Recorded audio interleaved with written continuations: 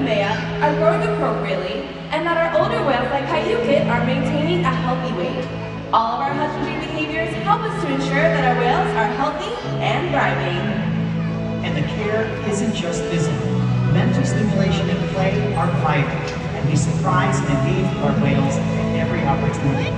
Play is how killer whales teach their young to hunt. And for the adults, play is important too.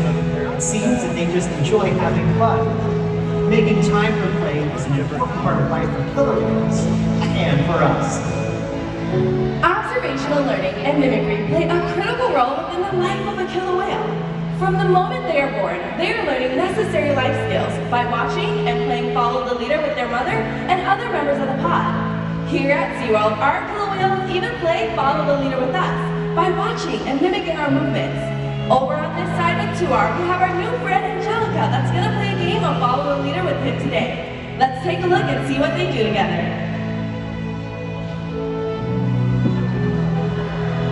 How cool is that?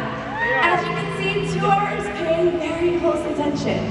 Killer whales have incredible eyesight both above and below the surface of the water.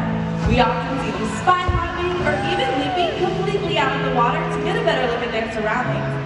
That particular behavior is known as a sighting valve, and that is where the killer whale leaps out to get a look at their environment.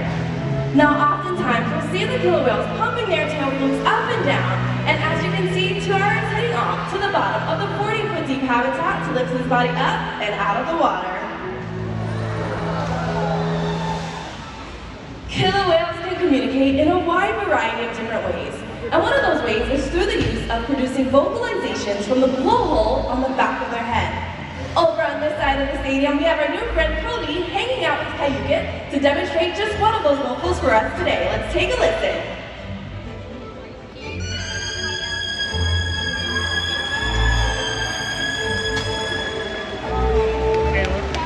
Now, did you know that scientists believe that when a killer whale leaps out of the water and crashes onto the surface, it's a way of communicating and letting their presence be known.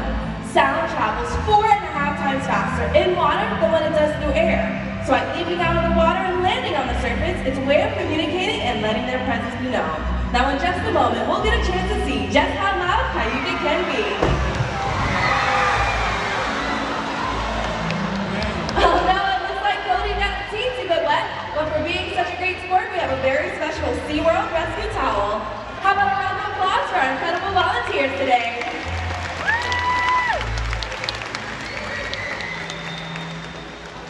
As you can see, killer whales can communicate by leaping out of the water and making a huge splash. SeaWorld's research and observation of the killer whales within our care has shed light on the many mysteries about these amazing animals. For example, we have learned that the gestation period for a pregnant killer whale is 17 months. That's information impossible to obtain out in the wild. However, some information can only be gathered through field observation. That is why SeaWorld works closely with our partners like the Norwegian Orca Survey to help further our knowledge. Killer whales are remarkable, powerful animals. And perhaps the best expression of that power is when they hunt. Killer whales stand apart.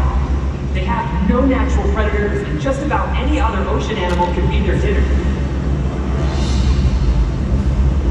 Depending on where they live and their chosen prey, they've developed some epic hunting techniques.